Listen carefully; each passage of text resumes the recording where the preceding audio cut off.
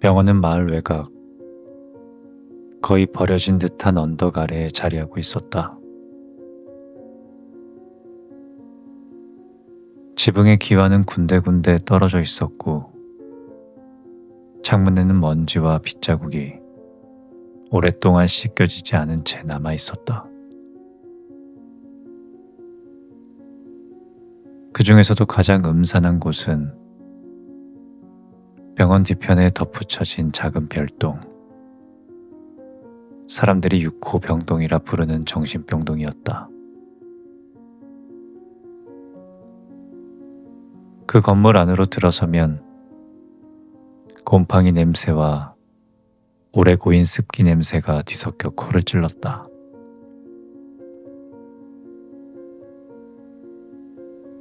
벽은 누렇게 변색되어 있었으며 바닥에는 언제 닦았는지 알 수 없는 얼룩들이 어지럽게 남아 있었다.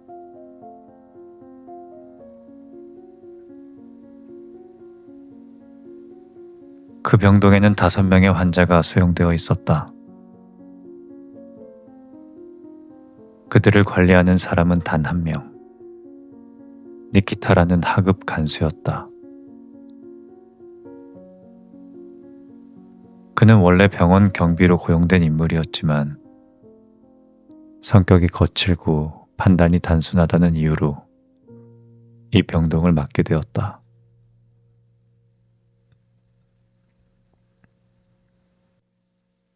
니키타는 환자들을 환자가 아니라 범죄자처럼 다루었다.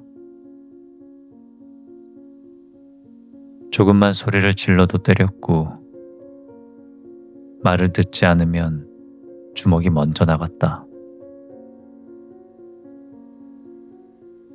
그는 그것이 규율이라고 믿었고, 병동 안의 폭력은 너무도 일상적인 풍경이 되어버렸다.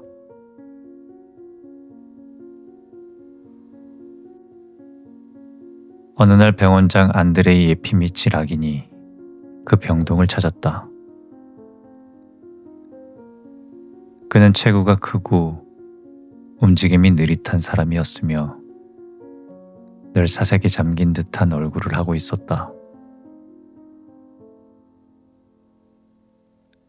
그는 의사였지만 사람을 치료하는 것보다는 책을 읽고 사유하는 데 더 많은 시간을 쓰는 인물이었다.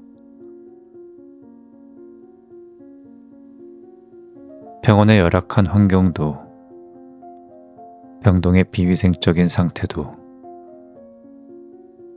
그는 이미 오래전부터 알고 있었지만 그것을 바꿔야 한다는 강한 의지는 가지고 있지 않았다.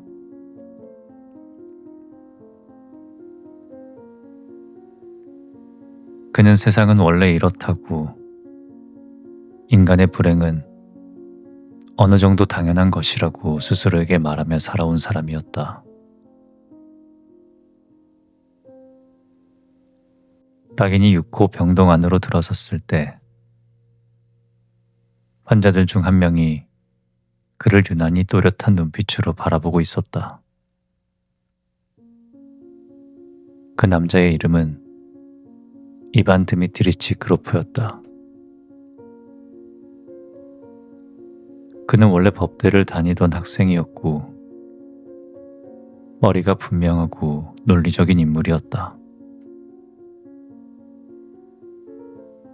그러나 어느 순간부터 그는 모든 사람들이 자신을 해치려 한다는 극단적인 피해망상에 사로잡히게 되었고 결국 이 병동에 수용되었다.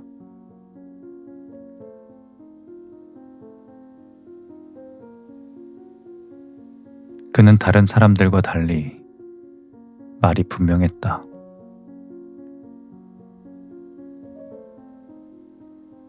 논리의 흐름이 살아있었으며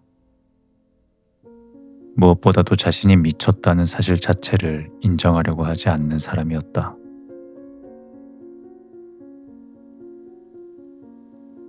락인은 처음에는 그를 다른 환자들과 크게 다르지 않게 보았다. 그러나 몇 번 병동을 찾는 동안 그는 점점 이방과 대화를 나누게 되었다.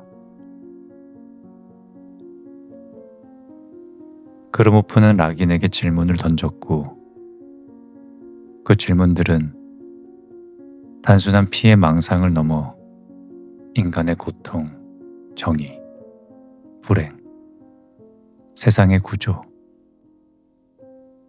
이와 같은 문제들을 정면으로 겨냥하고 있었다.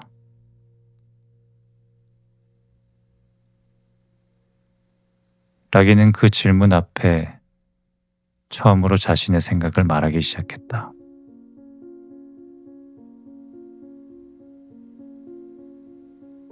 고통이란 것은 결국 의식의 문제가 아닐까요? 락인은 조용히 말하곤 했다. 사람은 생각을 바꾸는 것만으로도 고통에서 벗어날 수 있습니다. 그러나 그로모프는 그 말을 받아들이지 않았다. 그런 말은 고통을 겪어보지 않은 사람이 할 수 있는 말입니다. 그는 차갑게 대답했다. 당신은 이 안에 갇혀본 적이 없지 않습니까? 락인은 아무 말도 하지 못했다. 그는 그로모프의 말에 불쾌하면서도 동시에 어딘가에서 정확하게 자신을 찌르고 있다는 느낌을 받았다.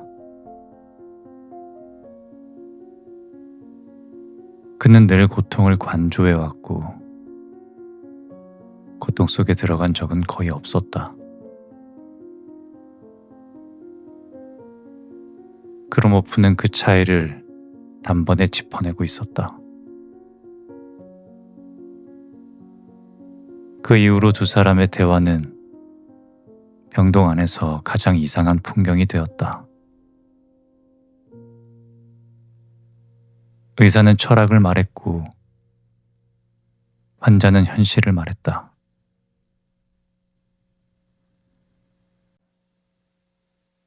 락인은 스토아 철학자의 문장을 인용했고 그로모프는 구타당한 자신의 몸과 모욕당한 자신의 일상을 이야기했다. 락인은 인간이 불행을 초월할 수 있다고 말했고 그로모프는 인간은 불행 앞에서 절대 중립으로 설 수 없다고 말했다.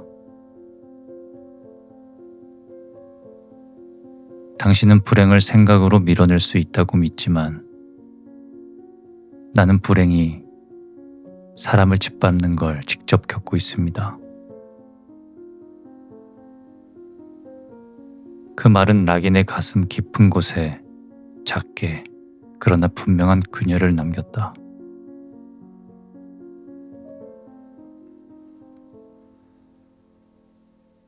락인은 점점 그 병동을 더 자주 찾게 되었다. 그는 환자들보다 니키타의 폭력보다 병원의 낡은 구조보다 오직 그로모프와의 대화에 더 깊이 빠져들고 있었다. 그는 그 안에서 자신의 철학이 정말로 현실 앞에서도 유효한지 시험받고 있다는 느낌을 받았다. 그러나 동시에 자신이 평생을 걸쳐 피하려 해온 어떤 영역 속으로 조금씩 발을 들이고 있다는 사실도 어렴풋이 느끼고 있었다.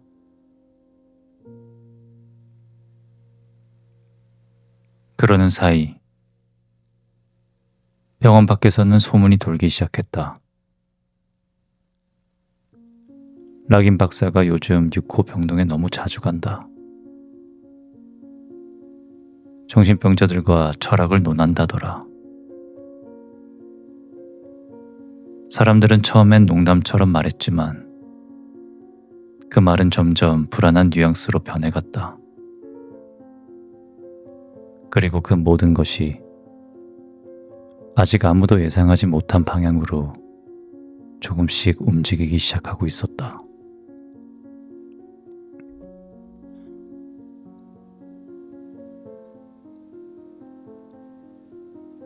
그렇게 락인이 육호 병동을 드나드는 일이 잦아질수록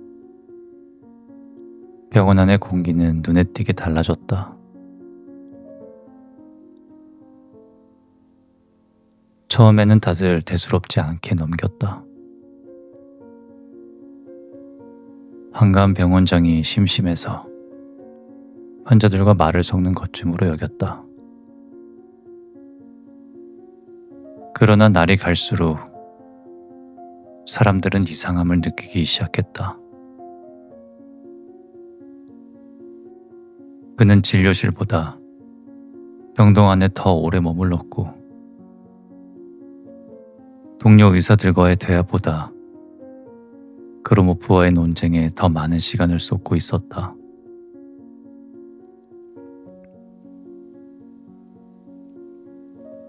점차 사람들 입에는 락인 박사도 좀 이상해졌다는 말이 돌기 시작했다.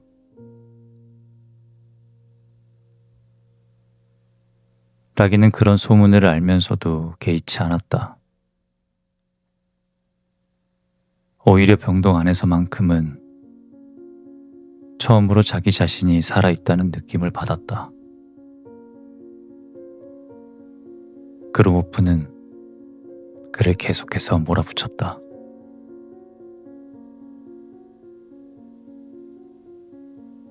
당신은 불행을 멀리서 바라보며 이론만으로 말합니다. 하지만 나는 그 불행과 같은 방에서 잠을 자고 같은 벽을 바라보며 하루를 삽니다. 락인은 그의 말에 반박하려다 차마 쉽게 입을 열지 못했다. 그는 여전히 인간은 고통을 초월할 수 있다고 믿었지만 그 믿음은 점점 말로만 머무는 신념이 되어가고 있었다. 그러는 사이 병원 운영은 더 엉망이 되어갔다. 회계는 부실했고 환자들은 방치되었으며 니키타의 폭력은 여전히 멈추지 않았다.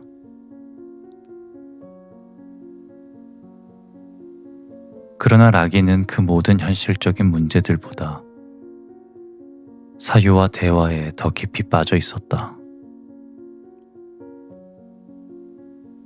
그는 병원의 현실을 고치기보다 현실을 견디는 법을 생각하는 사람이 되어 있었던 것이다.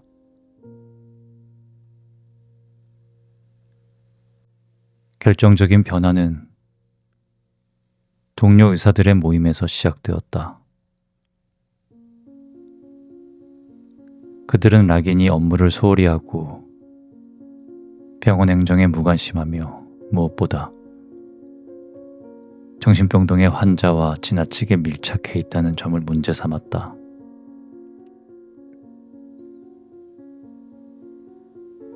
처음에는 걱정하는 척 말이 나왔으나 그 걱정은 곧 의심은 마침내 확신으로 굳어졌다. 락인 박사도 정상이 아닌 것 같소. 그 말은 이미 누군가의 입에서 한번 나오면 되돌릴 수 없는 말이 되어 있었다. 외부에서 새로운 의사가 부임했고 그는 병원의 실태를 조사했다.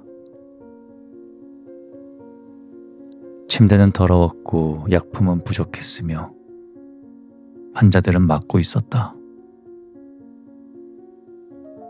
조사 결과는 관리 부실이라는 이름으로 정리되었고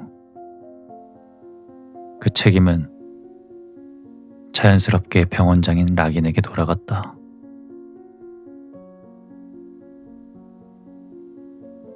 그러던 어느 날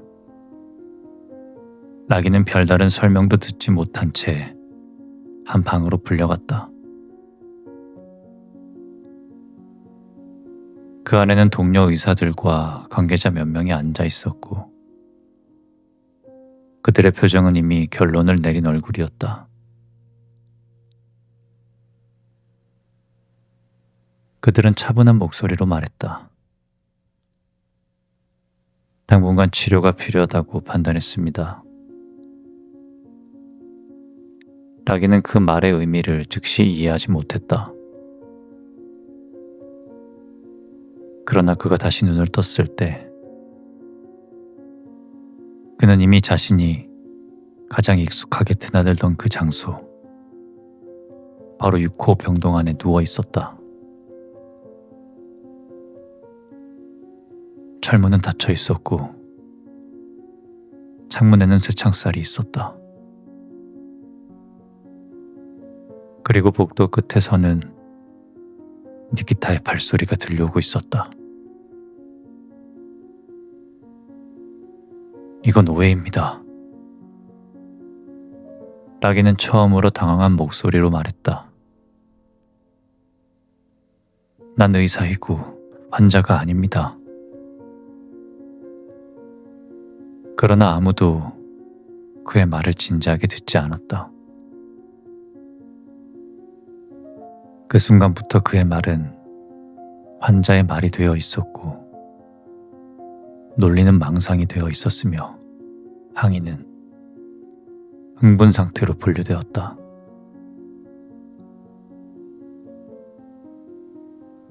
하루아침에 그의 신분은 완전히 뒤바뀌어 있었다. 그로모프는 그가 병동 안으로 들어오는 모습을 조용히 지켜보고 있었다. 한때 철학을 논하던 의사가 이제는 같은 쇠창살 안에 들어와 같은 바닥을 밟고 있는 모습을. 어때요, 박사님? 그는 씁쓸하게 웃으며 말했다. 이제야 조금은 이해하시겠습니까?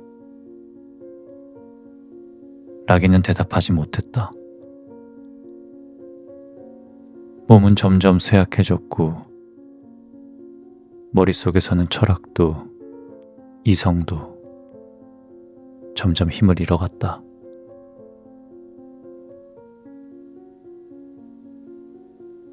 니키타의 폭력은 이제 그의 몫이 되었고 냄새와 습기, 비명과 구타는 그의 하루가 되었다. 그는 이전처럼 고통을 의식의 문제로 치부할 수 없게 되었다. 몸이 먼저 무너지고 있었기 때문이다. 마침내 어느 날 그는 참지 못하고 울부짖듯 외쳤다. 이건 부당해. 나는 여기서 있어야 할 사람이 아니야. 그러나 그 외침은 병동의 벽에 부딪혀 그대로 꺼져버렸다. 그를 바라보는 눈들은 이미 환자의 눈빛을 하고 있었고 그 눈빛 속에서 그의 말은 아무 힘도 갖지 못했다. 그로모프는 그날 밤 조용히 말했다. 나는 늘 이렇게 외쳤습니다, 박사님. 하지만 아무도 듣지 않았어요. 라기는 침대 위에 누운 채 천장을 바라보았다. 그리고 아주 늦게, 너무 늦게 깨달았다. 자신이 평생 믿어온 인간의 이성, 고통을 초월할 수 있다는 생각, 철학적 평정심 같은 것들이 이 병동 안에서는 아무 의미도 갖지 못한다는 사실을.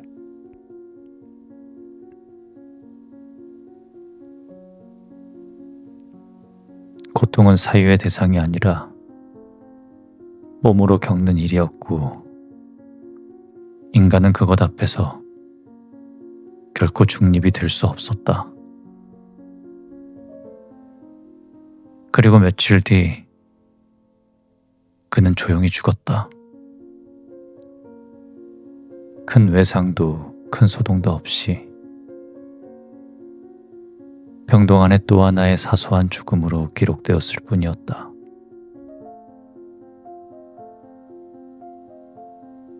병원 밖에서는 아무 일도 없다는 듯 사람들이 각자의 일상을 이어갔고, 병동 안에서는 다시 새로운 환자가 그의 자리를 대신했다.